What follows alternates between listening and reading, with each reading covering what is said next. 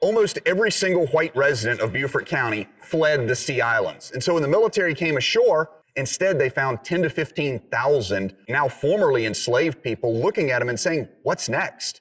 And ultimately, that's the story of Reconstruction. And this experiment became known as the Port Royal experiment. One of the first things that they began to do was experiment with transitioning from slave labor to wage labor. The wages are terrible. Let's not pretend like this is a get-rich-quick scheme. The working conditions are terrible, but it is an important first step. The second part of the Port Royal experiment here, which is property ownership. They began to auction them off for unpaid taxes. So if you had been a formerly enslaved person working for wages on the cotton fields, working for the Treasury Department, or even working for the Army as a cook, a wagon driver, a teamster, even a personal servant for officers, suddenly you've got a little bit of money. You can go buy a few acres of farmland.